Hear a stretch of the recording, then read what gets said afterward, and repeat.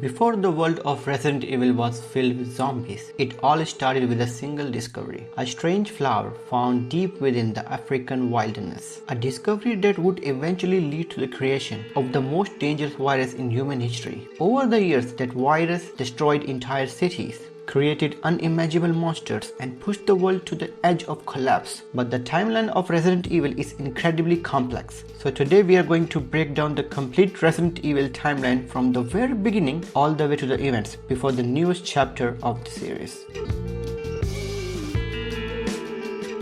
The nightmare of Resident Evil didn't start with a lab accident or a zombie in a mansion. It began decades earlier, in the 1960s, deep within the isolated caves of West Africa. A group of ambitious scientists, Oswald Spencer, Edward Ashford, and James Marcus, discovered a rare, ancient flower known as the Stairway to the Sun. Inside this flower lived the progenitor virus, a biological force capable of rewriting or completely alter human DNA. Some believed it could help humanity evolve, others saw something far more dangerous. To the world, these men were pioneers of medicine. To hide their dark obsession with human evolution, they built a corporate mask, the Umbrella Corporation. On the surface, they produced everything from aspirin to cosmetics, but behind closed doors, they were playing God, turning the progenitor virus into a weapon of mass destruction through illegal, heartless experiments on every living thing they could find. This is the story of how a single flower destroyed the world. Welcome to Resident Evil. Resident Evil 0. But before Chris and Jill ever stepped foot in the Spencer's mansion, the nightmare had already begun, just 24 hours earlier. STAR's Bravo team was sent to investigate the Arklay Mountains, only for their helicopter to crash land in the wilderness. Here, medic rookie officer Rebecca Chambers discovered a derailed train and unlikely ally, a death row prisoner named Billy Coyne.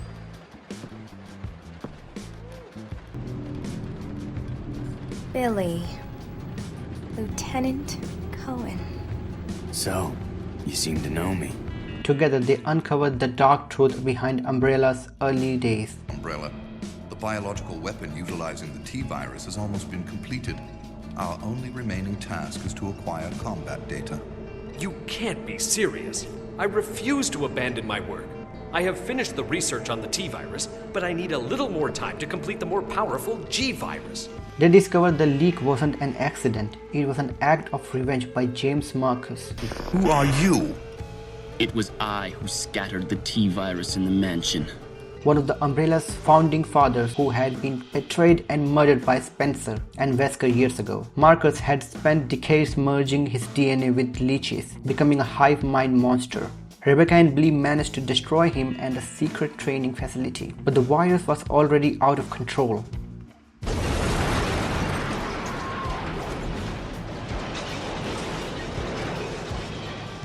As the sun rose, Rebecca headed to a nearby mansion to find her team, unaware that she was walking straight into a much bigger trap.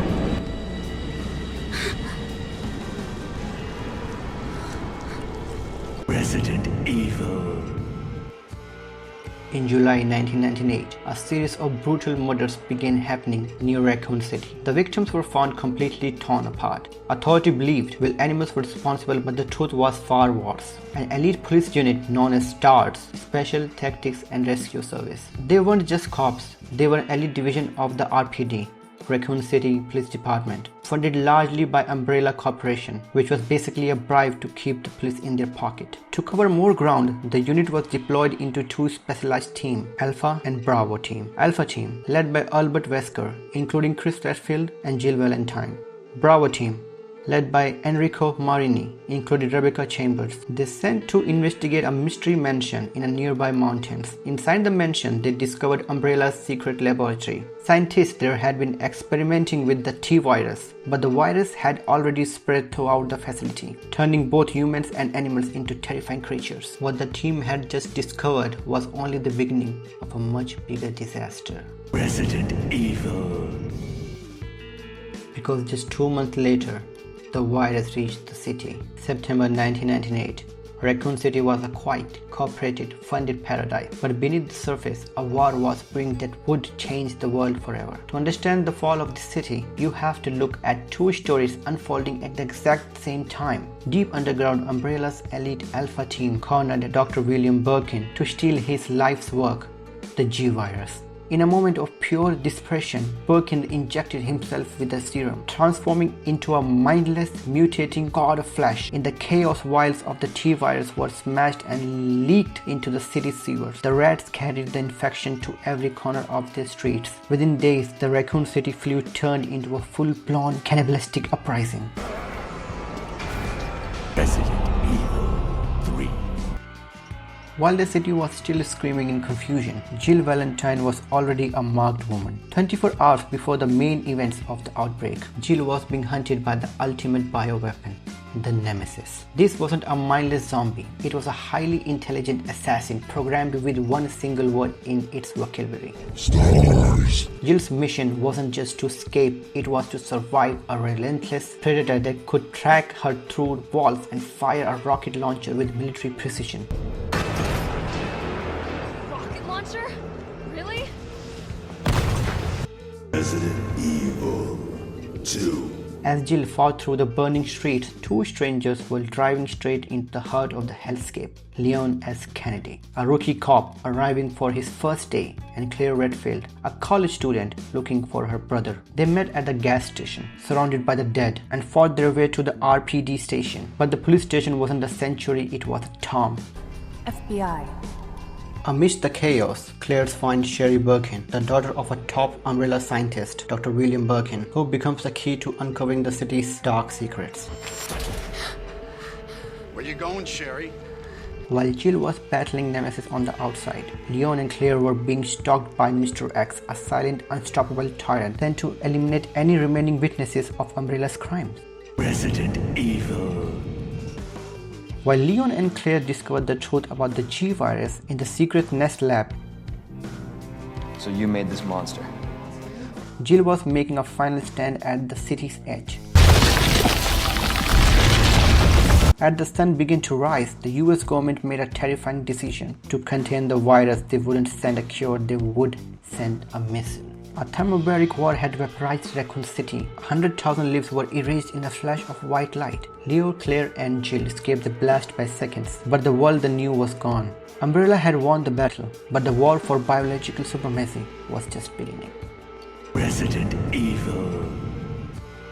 3 months after the dust settled in Raccoon City, Claire Redfield was still searching for her brother, Chris. Claire's search led her to an Umbrella facility in Paris, but she was captured and shipped to a hellish place called Rockford Island. This wasn't just another lab, it was the ancestral home of the Ashfords, one of the Umbrella's founding families. Here the horror took a psychological turn. We were introduced to Alfred Ashford. I am Alfred Ashford, commander of this base. A man losing his mind, and his sister Alexia, a genius who had spent 15 years in a cryogenic sleep to bond with the T. Veronica virus. But the biggest moment for fans, the return of Albert Wesker. Wesker? He's still alive? He didn't just survive the mansion, he had evolved with glowing red eyes and superhuman speed. He was no longer a double agent, he was a god-tier threat. The battle moved from a tropical island to a frozen base in Antarctica, ending the Ashford bloodline and settling the stage for a lifelong rivalry between Chris and Wesker. The Umbrella Chronicles. By 2003, Umbrella's corporation was being squeezed by the global government, but they still had one last stronghold, a secret base in the frozen wasteland of Russia. Chris Redfield and Jill Valentine, now working for a private anti-biohazard unit, led the assault. Their target was Talos, Tyrant Armored Lethal Organic System, the most advanced bioorganic weapon Umbrella had ever conceived. While Chris and Jill fought the monster, Wesker was working in the shadows, stealing Umbrella's entire digital archive. With the data leaked, Goodbye, fair lady. and their ultimate weapon destroyed, Umbrella finally collapsed. The giant was dead, but the viruses they created were now scattered across the global black market. Resident Evil 4. 2004 marked a massive shift. This threat was no longer a virus. This time it was something far more disturbing, a parasite. Years after the destruction of Raccoon City and last year's fall of Umbrella's corporation, the world believed the nightmare was finally over. But then something shocking happened. The President of the United States received devastating news. His daughter Ashley Graham had been kidnapped. The investigation quickly led to a remote village somewhere in Europe. And for this mission, the government needed someone who had already survived one of the worst bioweapon outbreaks in history. Someone who had been Raccoon City fall with his own eyes. So they chose Leon S. Kennedy. The same rookie cop we first saw during the Raccoon City disaster. But Leon was no longer a rookie. He had become a highly trained government agent, one of the most skilled operatives in the field. Leon S. Kennedy, now a veteran government agent, was sent to a rural village in Spain to rescue the US President's kidnapped daughter. Don't come! He expected zombies. Instead, he found Los Ganados. Where's everyone going? Bingo? These were people controlled by Les Plagas, an Asian parasite unearthed by a cult called Los Illuminados. Unlike zombies, these enemies could communicate, use weapons and set traps.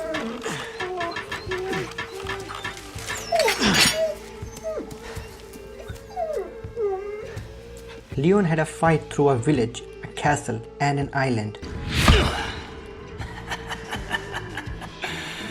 Long time no see, rookie. Major Krauser? What the hell? Why? Of military-grade monsters, in the end, Leon escaped by the Plaga sample, was stolen by Ada Wong. What the hell are you doing? Nothing personal, Leon. Luis and I had an arrangement. Don't worry, I'll take good care of it. Handing the keys to a new era of biological terror, straight back to Albert Wesker. Resident Evil Revelation. But the war on bioterror wasn't just happening on land. Between the fall of Umbrella and the mission in Africa, a new threat emerged on the high seas. Jill Valentine and her new partner Parker were sent to investigate a ghost ship, the Queen Zenobia. Here we were introduced to the T. abyss virus, a terrifying mutant that turned victims into water-dwelling monsters. This story revealed the corruption within the FBC, Federal Bioterrorism Commission, and led to the rise of the BSAA as the world's primary defense. It proved one thing: the virus had officially conquered the oceans.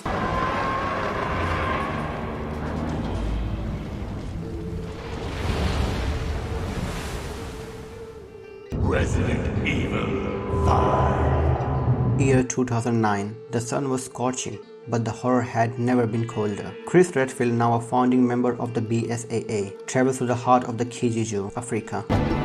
Welcome to Africa. My name is Sheva Alama. Chris Redfield.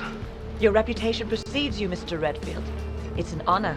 He expected a routine mission, but what he found was a primordial nightmare. The people of Kijiji weren't just infected, they were being forcibly evolved.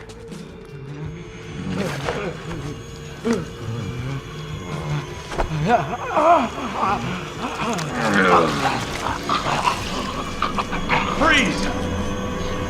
This led Chris back to the very beginning, the Zonentrep flower. It turns out a pharmaceutical giant named Tricell had picked up where Umbrella left off. But as Chris pushed deeper into the darkness, he wasn't just fighting bioweapons, he was chasing a ghost. Years prior, during a raid on the ancient Spencer estate, Chris and his partner Jill Valentine finally cornered the man behind everything, Oswald E. Spencer. But they were too late. They found Albert Wesker standing over Spencer's bloodied corpse. In that moment, Wesker didn't just kill his creator, he stole his vision of becoming a god. A brutal fight broke out, and to save Chris from Wesker's superhuman strength, Jill sacrificed herself. Let's finish this.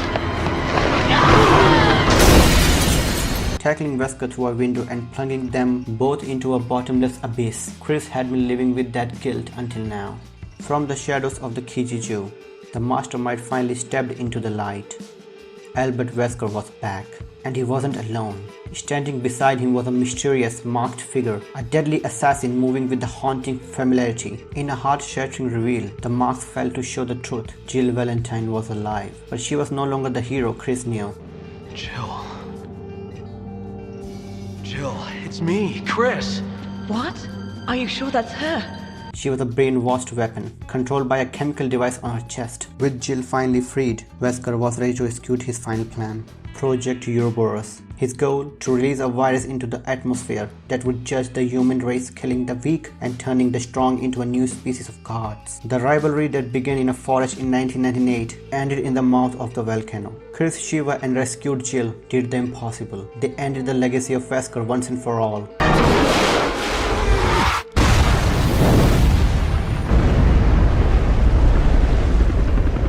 But as his body dissolved in the lava, a chilling question remained. Is a virus ever truly dead? Resident Evil. While Chris was fighting in Africa, his sister, Claire Redfield, was facing a different kind of nightmare. Kidnapped during a gala for TerraSave, Claire and Barry Burton's daughter, Moira, were trapped on a desolate island prison. This wasn't just about survival, it was a sick experiment by Alex Wesker, the only other survivor of Wesker Children Project. She was testing the T-Phobos virus, which reacts to the victim's fear. This game gave us a dark look into the Wesker's legacy and brought back the legendary Barry Burton, showing that no matter how far you can run, Umbrella's past will always find you. Resident Evil 6. By 2013, the world was no longer fighting a secret war. It was global annihilation. What is that thing? You're asking me? Resident Evil 6 takes us across the planet from the streets of China to the heart of the United States. The threat this time, the C virus. A terrifying, versatile strain that could cause mass mutation in seconds. This story brought the legends together. Leon S. Kennedy facing a zombie outbreak that claimed the life of the US president, and Chris Redfield battling his own demons while leading a squad into a war zone. But the real mystery was Jack Mueller, a mercenary who carried a bloodline that could save the world. Why are you here? Your blood. They were all exposed to a new virus called the C virus. The same strain that you just took a dose of. The blood of Albert Wesker. As a family, a shadow government group led by Derek Simmons tried to reshape the world through chaos. Our heroes fought a battle on a scale never seen before. It was the peak of the action era, where the line between survival and extinction was thinner than a heartbeat. Back for more. Resident Evil. After the global chaos of Resident Evil 6, the series took a sharp, terrifying turn. We left the action-packed war zones and entered the rotting heart of Louisiana. Ethan Winters received a mysterious message from his wife, Mia, a woman who had been missing for 3 years. Baby, you've been gone 3 years. 3 years? Has it really been 3 years? And was believed to be dead. But Ethan didn't find a zombie outbreak. He found the Baker's family. Welcome to the family, son.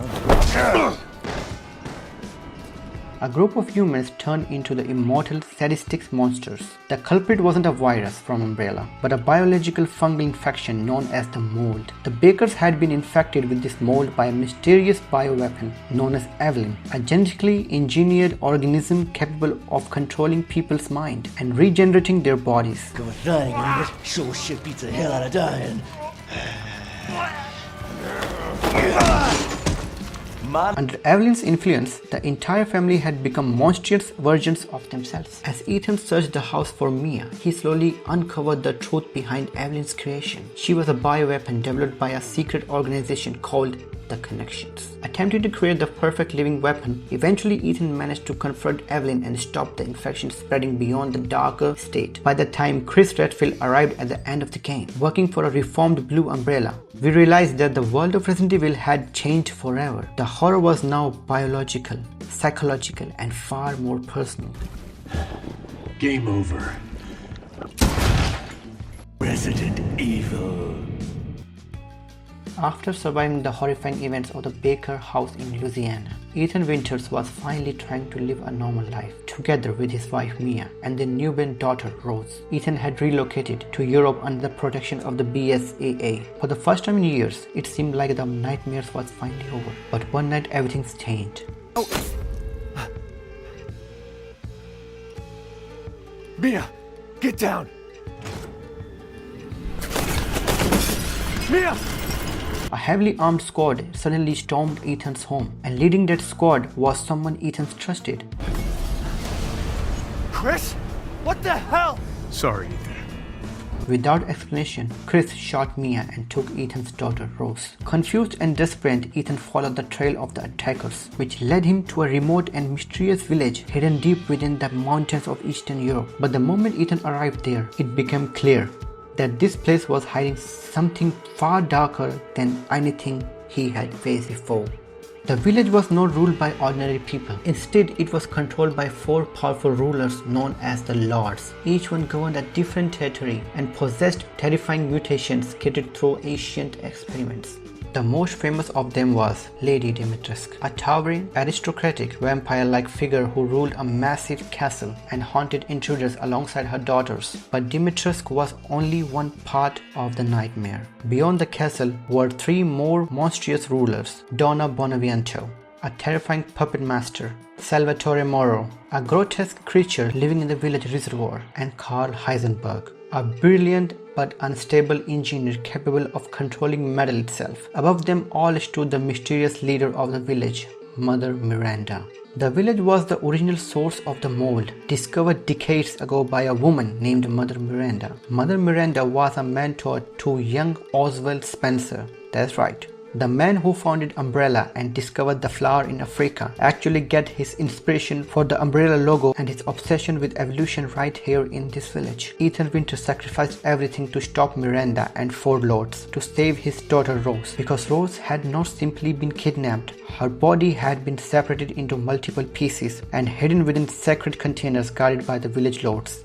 Mother Miranda believes Ethan's daughter possessed unique power connected to an ancient organism known as the Megamycete, a massive fungal network hidden beneath the village. Her goal was not domination or power. Her goal was resurrection. Miranda believed the Megamycete could bring her dead daughter back to life, Eva. In the year 1919, Mother Miranda lost her daughter Eva to the Spanish flu pandemic. Miranda was so devastated that she wandered into a cave to die, but instead she discovered the Megamycete, the source of the mold. When she touched it, she realized the Megamycete records the DNA and memories of everyone who dies near it. She spent the next 100 years experimenting on villagers, creating the 4 lots because she was looking for a perfect vessel, and she planned to use Rose as the perfect vessel to make that happen. To clarify a major twist, the woman Chris shot at the beginning of the story wasn't actually Mia, but Mother Miranda posing as her. Chris later reveals this to Ethan. You killed my wife, you son of a bitch! You think I killed Mia? That wasn't her. It was Miranda. What? And successfully locates the real Mia, who was being held captive in Mother Miranda's lab for experimentation. Eventually, Ethan confronted Mother Miranda herself. Miranda! You coward! Come out and face me! Miranda easily overpowered Ethan and ripped his heart out. For a moment, it seems like Ethan's journey had finally come to an end. But something impossible happened. Ethan didn't die. Instead, his body is slowly beginning to regenerate. And yes, Ethan Winters had been infected with the same mold all along. Years earlier, during the events of the Baker House incident in Louisiana, Ethan had actually died when Jack Baker brutally attacked him. But the mold had rebuilt his body, allowing him to survive without ever realizing what he had become. The man who had been fighting bioweapons this entire time was no longer entirely human. With this new understanding, Ethan pushed forward one last time. He defeated Mother Miranda and rescued his daughter, but the Megamycete beneath the village had already become unstable. If it wasn't destroyed, the infection could spread far beyond the village, knowing there was no other choice. Ethan made one final decision. He stayed behind. Using explosives provided by Chris Redfield, Ethan destroyed the Megamycete.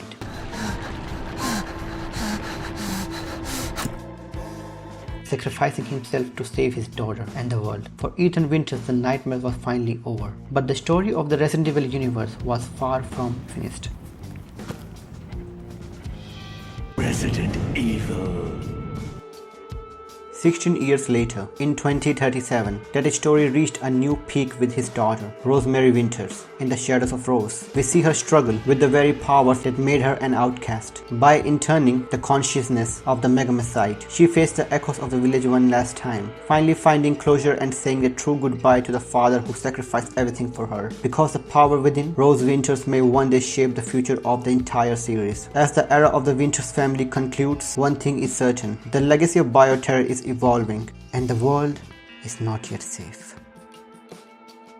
From a single mysterious flower in the heart of Africa to the reality-shattering events of Resident Evil 9, we have witnessed the rise and fall of empires built on greed and biological terror. We've seen the world change, characters age, and horrors evolve beyond over the wildest nightmares. Whether you already survived the latest chapters or you're just starting your journey into this hellscape, one thing is clear. The nightmare umbrella started in the 1960s is far from over now that the dust has settled in the latest era. I want to hear from you. For those who played Resident Evil 9, what was your favorite moment? And for those still catching up, what do you think in the next step for the BSA and survivors of Raccoon City? So this was a deep dive into the entire timeline, but each of these games has secrets we haven't even scratched the surface of. If you want a separate, dedicated deep dive into a specific game, maybe the full tragedy of the Ashford family or the secret history of the plagues in Spain, let me know in the comments. I'll make it happen. Don't forget to hit the subscribe button and turn on the notification so you don't miss our next descent into the world of survival horror. Thanks for watching, stay safe, and remember, Umbrella is always watching. Resident Evil.